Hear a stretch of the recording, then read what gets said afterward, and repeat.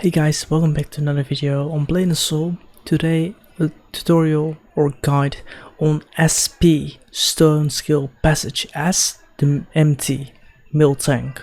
There are three major roles in this dungeon. You have the MT, RT and M1. Also DPS, but DPS just does DPS and nothing else. So RT stands for ranged tank. Therefore you need someone who is a ranged class. For example, a gunslinger, a warlock, something else, whatever, as long as it's ranged. Because you need to tank Amasa, the female, from quite a bit of range.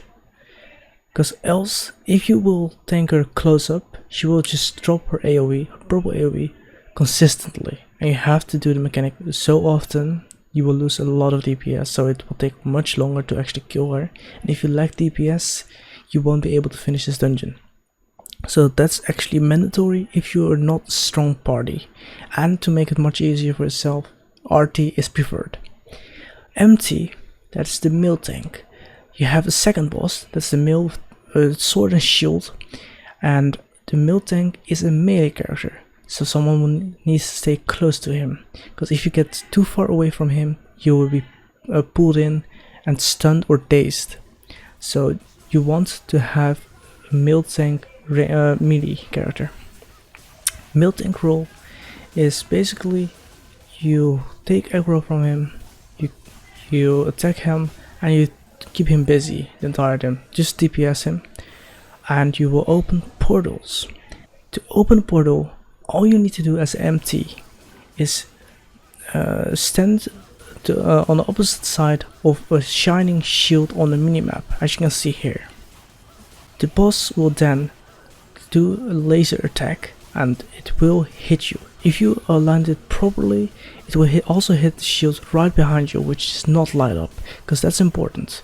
You want to have one shield that's lighting up on the opposite side of you, and the other shield which is behind of you has to be a little bit grayed out, a little bit washed out. Because if the laser hits you and that shield behind you, it will be turned on and a portal will open up for M1 to enter. Now, M1, what is this role? It's very simple actually. M1 does actually DPS like everyone else who does not have a role, but when Amasa is looking for someone, M1 will stand as far as possible from her, so he will get marked. Once marked, the MT will have already opened a portal. Then M1 has to run as soon as possible, as quickly as he can, through the portal to the boss, and from MT, Amayun that is, to drop his shield. How you do that is as M1 you are marked, you will stand close to the boss, and then you'll see the AoE drop right underneath your feet. Let it drop on the boss and then attack him, or just attack him immediately as well.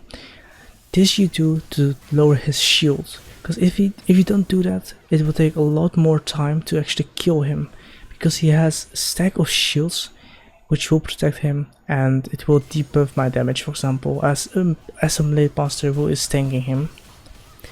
So that is important, and that is basically what you need to do.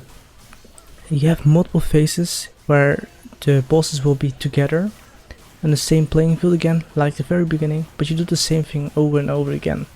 So you rinse and repeat. All you have to do as the MT is you have to open up the portals and just DPS the boss. And that's basically it. You will preferably want to open up the 1 o'clock shield and the 3 o'clock shield every single time, if possible. Usually it starts off with 1 o'clock, and then after the two bosses are together again, you will have to go back to soul separation, which you always go to if you think Amayun as the MT. So you are soloing him, hence why it's so important to drop the shield. On the second phase, there's usually a different layout of the shields that light up and the shields that don't light up.